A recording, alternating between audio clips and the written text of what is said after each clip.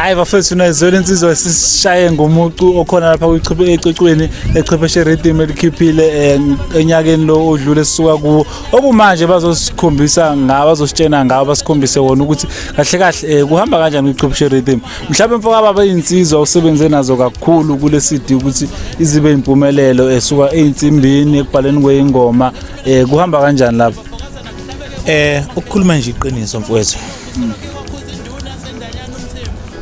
Ukusuka ku-album yami ngo-2018 yethu ngo-2018 siye e-studio sasebenza noThamsanqa Sibiya njengo-engineer nomnikazi we-studio emashingeni. I-lead guitar besidlalelwa uThisha Mchunu wale empangeni. Bese kuthi ubass guitar bengidlalelwa umshana le ngakithi le emsinga esigodini sakwaNgobukazi ucela inosazuma. Bese kuthi ama keyboards ngadlalelwa enye insizwa yakwaNtini uBongani uBheki wakwaNtini.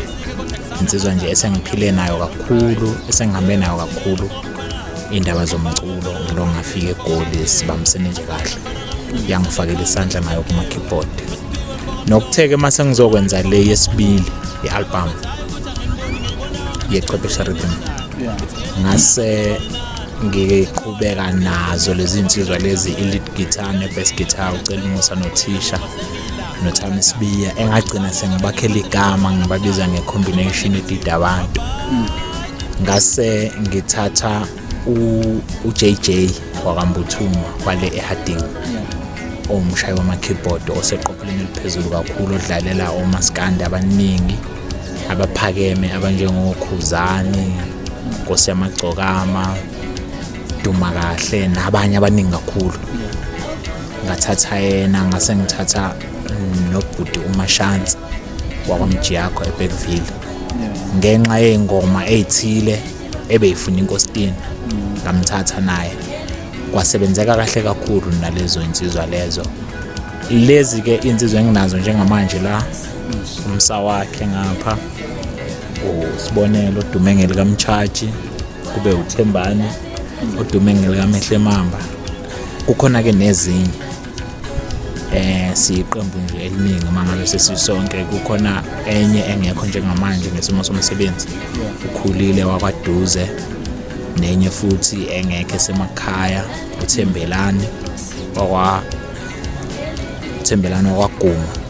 Bese kuba intokazi uNondumiso wakwaduma noZana Nhlanhla Dlamini noThulani wakwaNdlovu. Abantu ke engibambisene nabo eqenjini leChwepheshe Rhythm kusuka ekuculeni kuze kuya ekutheni mase siperforma sise stage sesidlalela abantu senza nje yonke into ngokubambisana.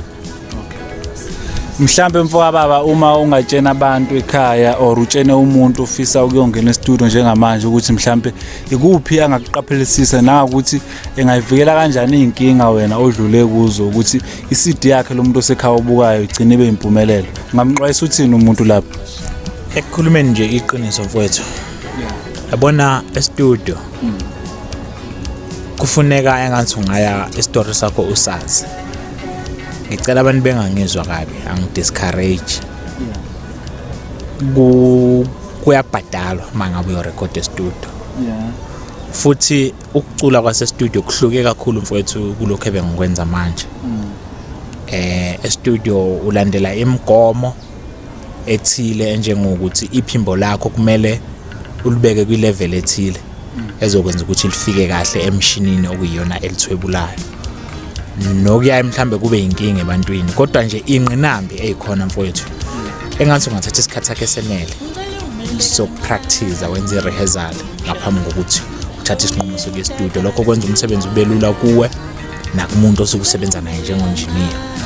Okunye futhi mangabe usuqedile nge-studio mhlambe ake ngithi ungakaqedi nge-studio ukusebenzisana nabantu engathi ungakhetha abantu abahambisana nesitayela sakho futhi ngowami umbono ngoba lokho ngikubiza ngombono engathi ungabanika i-freedom inkululeko abashayi bensimbi ukuthi bekudlalele ngokwemizwa yabo ukuze kuzophuma lo liyanqambothi obathathe ngoba ubathemba ngalo ukunokubanqumela kakhulu ukuthi ngicela ushaye uthi ngoba lapho bagcina benza intando yakho kanti owakho umuzwa mhlambe ngenza njengami umuntu ongadlala instrument oyi-vocalist mhlambe owami umuzwa upowerful kakhulu ekukhipheni izwi kodwa anginawo i-feeling yokudlala i-keyboard nani so mawusunomuntu e-keyboard ngathi ungamdedela ekhululeke edlale into akayizwa ngaphakathi kodwa ehlobene nengoma yakho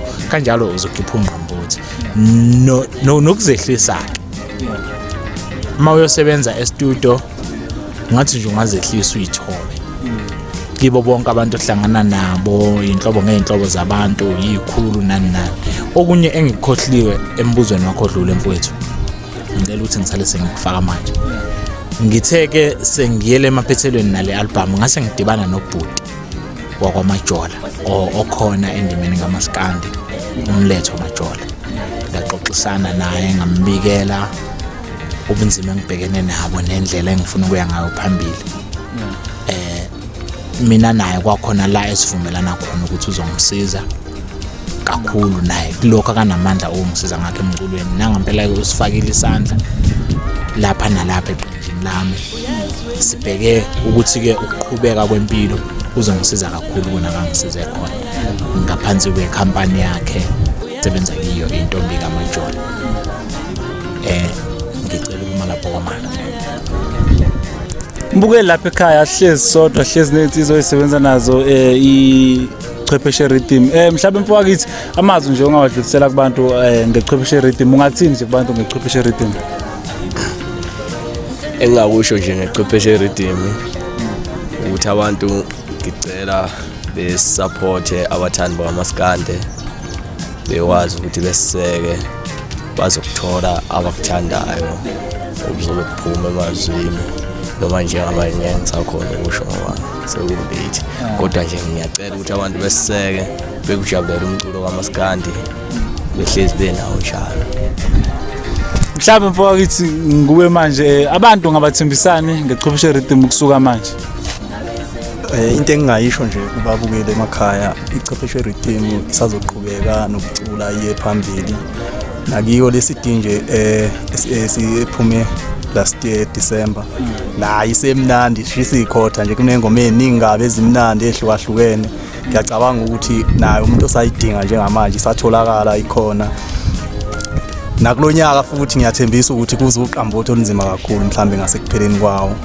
so abantu bengasicela nje ukuthi beseseke bethenge ama CD yethu umculo sokwazi ukuthi siqhubeke siye phambili ngiyabonga mfowethu ngitshela mfowabo ukuthi wena njengensizwe sencane ukusuka manje ufisa ukuyibona ikuphi iChwepheshe Rhythm mhlawumbe emva kweminyaka emihlanu mina ngokwami nje ke iChwepheshe Rhythm sekuyiqembu engibe nalo isikhathi eside engikholelwa ukuthi ke futhi umuntu onesifiso sokuthenga iCD yethu njengeChwepheshe Rhythm uningi kakhulu akangakuthokozela engabala khona ukuthi ke nestyle edlalwa khona si unique okanye sihlukile uyabo umuntu mangabe ufuna ukufeed indlebe yakhe ngento ehlukile engafani nokunye engakuthokozela ngafike kuthole lokho la so nje abantu ngobuningi abakukhuthalela ukuthi mhlambe bebe uthenge lo mculo beyizwe nalento engiyishoyo ngiyabona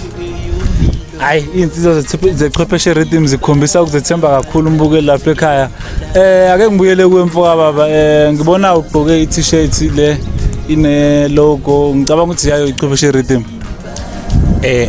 mfowethu lana le ilogo mfowethu yomfaniswano weqembu lethu iChwepheshe Rhythm esiwenzele abantu abasithandayo nabasesekayo ngoba abalandeli sesinabo noma bengakafiki ezingeni esifisa befike kilo kodwa siyethemba ukuthi bazokhula ngoba njalo mangabe kukhona la esiyodlala khona siba nabantu abaningi abazoseka kuphoqa ukuthi mangabe ipost iphuma sifaka kuma social media sifaka ku Facebook nakuphi nakuma WhatsApp nakuma Instagram siyathola ama calls afuna indlela yokuya ukuthi transport kanjani sigcine sesi-organize transport. So abanye babo bagcina beyiveza into ukuthi sicela nisidesignele umfaniswano weqembu. So sinawo-ke umfaniswano ukhona, uyatholakala, uyadayisa ama-t-shirt a-navy anale logo, khona ama-golf, khona around neck, nama-shirt aformal a-navy anale logo, namakapisi ayatholakala. Uzolokhu ukhula nawo kancane kancane. Then-ke bese kuba leli shirt engigqokile mina liqokwa yithi thina amalunga eChwepheshe Rhythm, njengoba lona ulubona ukuthi li-shirt elithi libe lo jean nalo bese liba nelogo, lona-ke lingelethu thina amalunga eqembu. Enye indlela leyo esizama ngayo ukuyifaka ebantwini ukuthi abantu bazi ukuthi iChwepheshe Rhythm ikhona futhi iyasebenza. Okunye-ke engicela ukuku-eda, njengoba kade uzwile ngichaza ukuthi kuthe mangabe sesirekhoda ngonyaka odlule kwase kuba khona ingoma eyifuna ukuthi singayidlala, ngoba isitayela sethu ukukhuluma iqiniso sisitayela esingayifaki inkositini, kodwa kube sekuba khona ingoma ezimbalwa eyifuna ukuthi zibe nenkositini, okuze kwenza ukuthi silande ubhuti uMashansi mhlambe zu5. Kungenxa ukuthi kusuka kwi-album akade indlulile babe khona abantu abathi sicela ukuthi manenze album nixube nezingoma ezihlobene kakhulu nesitayela nanisicula kokudlula, ngoba kusuka kwasekuqaleni nikhipha ngo2002 sasivele siuthanda umculo enwenzayo. Yizo-ke ingoma ezisiphoqa ukuthi sibe nenkositini. Then sabe sesihlala phansi sibonisana ukuthi okungcono sizokwenza elinye iqembu eliphuma khona la kuChwepheshe Rhythm.